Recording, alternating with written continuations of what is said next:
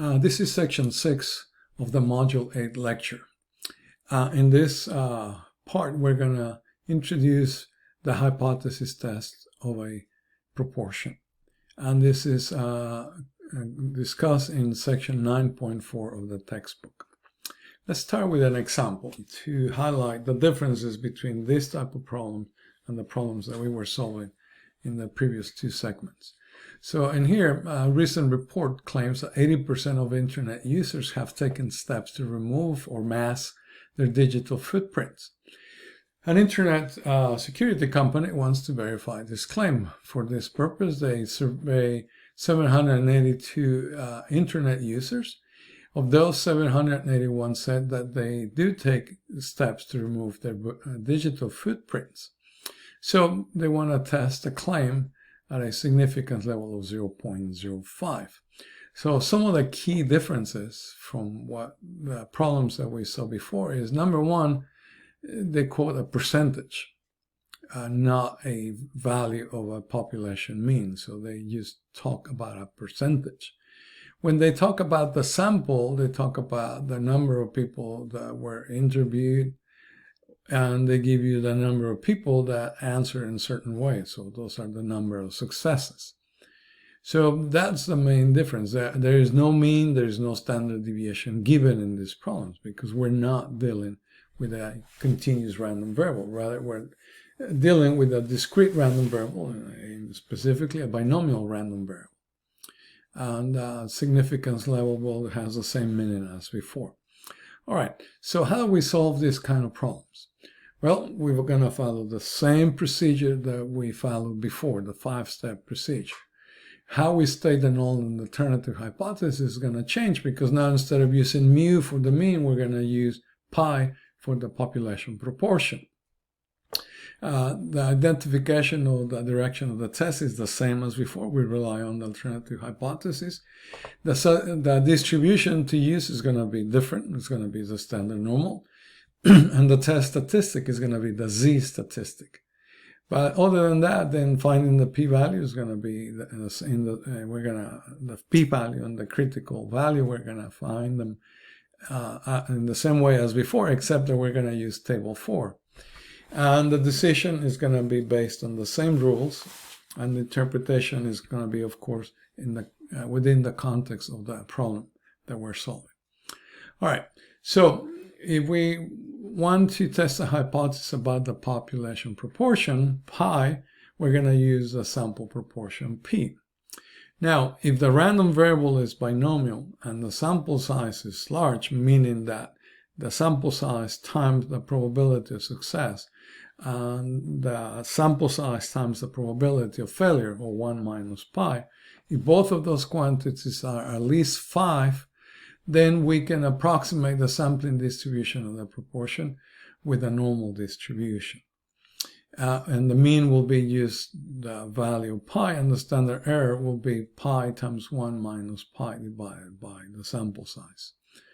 And if we can approximate the sampling distribution of the proportion with a normal distribution, then the test statistic is going to be the z statistic, defined as this, where we have the sample proportion minus the proportion under the null hypothesis, and then we divide that by the square root of the proportion under the null hypothesis times 1 minus the proportion divided by the sample size. And remember, this sample proportion is just the number of successes in the sample divided by the number of elements in the sample. All right. Once you have made the decision to use that you can approximate the sampling distribution of the proportion with a normal distribution, then you calculate the test statistic, and then we proceed to make a decision about the null hypothesis.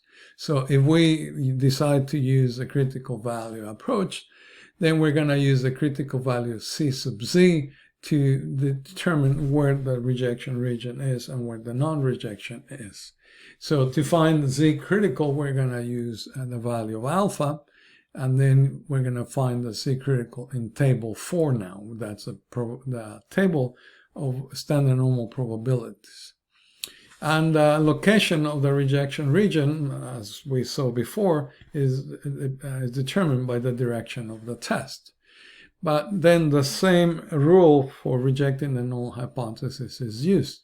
If the calculated value of the test statistic lies in the rejection region, well, we reject the null hypothesis. Otherwise, we do not reject it. And you can see that the rejection region, if we have a left tail test, is to the left of the critical value, now z sub c. If we have a right tail test, then now the rejection region is to the right of the critical value c sub z. And if we have a two-tailed test, now we split the alpha between the two tails, and we use that to find the lower critical value and the upper critical value. And so the rejection regions are going to be, the first one is going to be to the left of the negative value of the critical value, and the upper region is going to be to the right of the critical value. And again, I put formulas in Excel if you want to find these critical values using Excel formulas. All right, for the p-value approach, again, we found that from the calculated value of the test statistic and the direction of the test. The rules to reject or not reject the null hypothesis are exactly as before. So if the p-value is smaller than alpha, then we reject the null hypothesis. If the p-value is larger than alpha, we do not reject the null hypothesis. So that mnemonic I gave you before, it applies here as well. So if the p-value is low, the null hypothesis must go. All right, again, it's there for you if it helps you. All right, so for how do we determine the p-value? Well, if you have a left tail test, the p-value is going to be the probability to the left of the calculated value of the test statistic, z observed. And if you have a right tail test, now that's going to be the probability to the right of the z observed value, or the calculated value of the test statistic. So again, I put the formulas in Excel if you would like to calculate the p-values in that way instead of using the table. Now, if you have a two-tail test, then if the z observed, the calculated value of the test statistic, is negative, then the p-value is going to be 2 times the probability to the left of the negative value. However, if the calculated value of the test statistic, z observed, is positive, then the p-value is going to be 2 times 1 minus the probability to the left of the z observed. Again, I put the formulas here if you're interested in this. All right, so in the next recording, I'll explain, we go through some examples. But I notice I have a little bit of time. So again, look at how this works. So if the z observed is on the left side, so you're going to use the probability to the left, and you're not going to worry to the probability to the left because to the right, because these are symmetric and the areas are the same. So you multiply 2 times the probability to the left of the negative value. If it is positive, then you still have to use the positive value and calculate the probability to 1 minus the probability to the left. And so because the area on the right hand side and the left hand side is the same, so you calculate the p-value is 2 times the probability of 1 minus the probability of the left of the positive z value.